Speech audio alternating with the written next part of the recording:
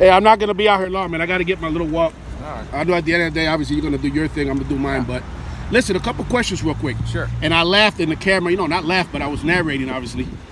And I was going to say, well, maybe I was thinking in my mind, maybe they get lucky and they get since I got them on camera, maybe they'll get a warning or whatever. Can I ask, did you write that person? Yeah, they were issued a summons. All right. And this is man to man, Mitchell. You know what I mean? Like you said, if you weren't wearing a uniform, I don't change, It's not that I have ever implied that you guys are lying that a car, for example, when you said that car was doing 52, right? Yep. This is a 35. I told my viewers. 30. Oh, I'm sorry. Well, there you go, YouTube. So that's 22 over the limit. Okay, so even better, even better. So you see that I'm, and all the haters out here, who support you guys and unfortunately do the nastiest stuff because you draw a line, bro. I got kids. You don't bring kids into it. You don't threaten kids. You know what I mean? And some of you guys supporters are a little bit, just weird is a nice way of saying it because very disturbed individuals. But this is good. So 30. So obviously that car was going 22. Mitchell, between me and you, man to man, I've never said or implied, and if I have, this will clear it up, that you guys lie and say someone is exceeding the speed limit. That's not my point. Where we differ, in my opinion, which obviously I'm very passionate about, I'm sure you've heard or seen. Hold on 1 second. Yep. 473, I'm all set, thanks. All right.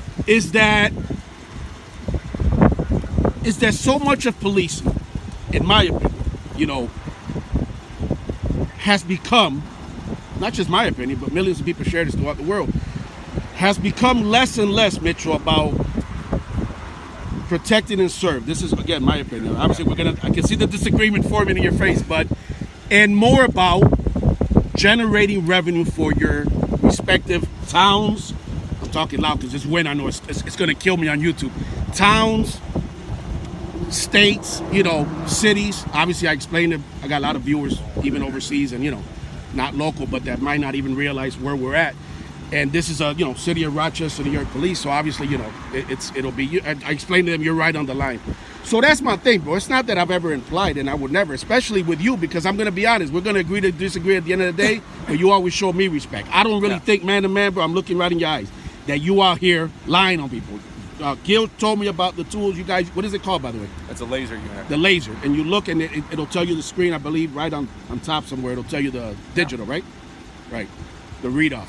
So let me answer your question. I've never, my thing is more, not to get into the past, but there's a story behind why I do what I do. And at a very young age, I saw officers in the same uniform that you don, specifically from the same agency. One of them, who still works with the department, traumatized me as a child at 16.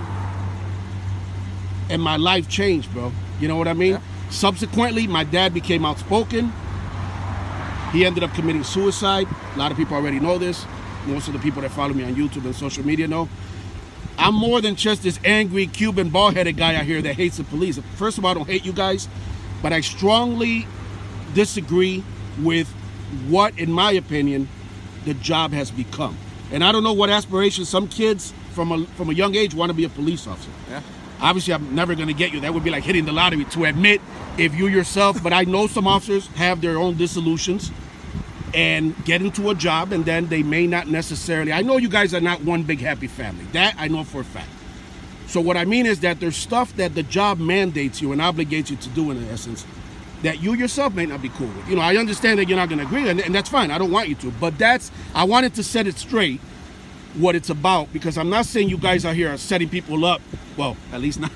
That's a different, but as far as speeding, you're speeding and you weren't. Obviously, I could tell that car wasn't going 30. I could tell that just with an eye. And I know you're somewhat trained with your eye too. Any lay person can tell that. I don't know if she was going 52. I don't have any reason to doubt. But the fact that she was going over the speed limit, I'll give you that. Yeah. But that's what it's about. It's not about you guys lying. It's about generating revenue, bro. And I don't know if you yourself realize. Your question. Yeah. So I'm in the traffic enforcement unit. Absolutely. So my job, the taxpayers are paying me to do, is to keep the streets safe of speeding vehicles, people running school bus stop signs. As a parent, if people were doing 22 miles per hour over the speed limit in your neighborhood, would you want something addressed? So as far as the revenue generated and the quotas and all that stuff is illegal. Right. So it has happened though. I mean, we've seen tapes in New York City. It does go on, but right. But I am in the traffic enforcement unit. It's a specialized unit. This is what I do Right. for a living. Right. Other people are in the net office. Well, you do more than speeding, right? I mean, you also we do do parades, road we do checks, everything. right? Correct.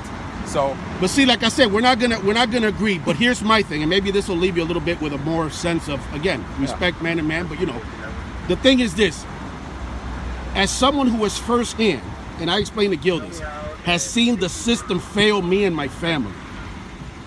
My thing is this, so you don't think I'm just out here with an axe to grind, and so people that support you guys and those that support me understand better. The very same uniform and oath that you swore to uphold, which in essence is the Constitution of the United States. There are guys on your very force, on your department. I have a video, which I do Throwback Thursdays. It was last week's Throwback Thursday from a couple years ago, where an officer, and by the way, I gotta ask you what that is, by the way, used, I'll get to that, but used what I describe as a high decibel alarm that seemed to be one and the same as the spotlight, but I'll ask you that in a minute. To try, and I don't know if you know what video I'm talking about, to try to, I know you got better things to do than to watch Davy V TV, but it's a very disturbing video. And it's an RPD officer, it's plain as day. There's no dispute about who it is.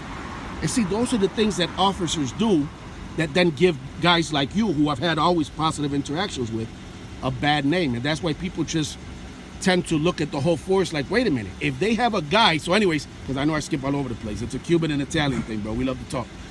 He tried to intimidate a young African-American woman who actually turned out to be a law student at the time on Arnett, across from the Arnett Library on the west side, from exercising her constitutionally protected First Amendment right to record. Much like Mario Masick, who I'm sure you're familiar with, did to Emily Good.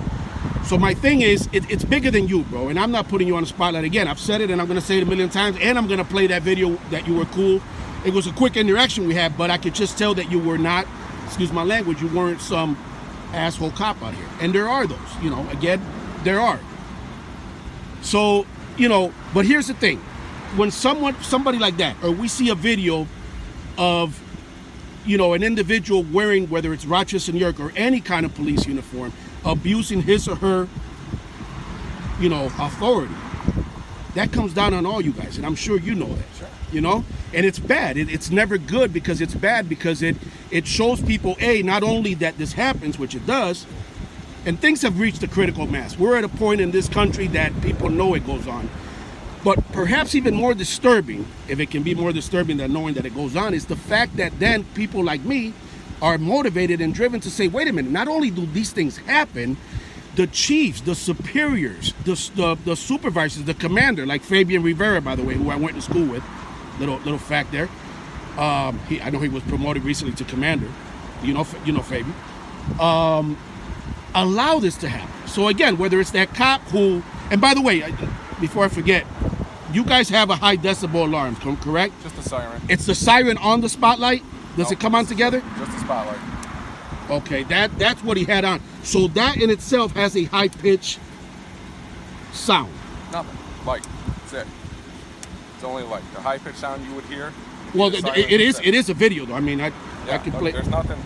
Not that I know of. So what would that officer have had that it was a loud pitch, annoying alarm, like I have no idea. like a store going video, on? so I don't know. Okay, all right, I'll show it to you. The only thing we have are our sirens that are loud. Okay, and obviously you could activate that at any time. Yeah. Okay, could it? Is there a faster way to do that, like a faster interval? What do you mean?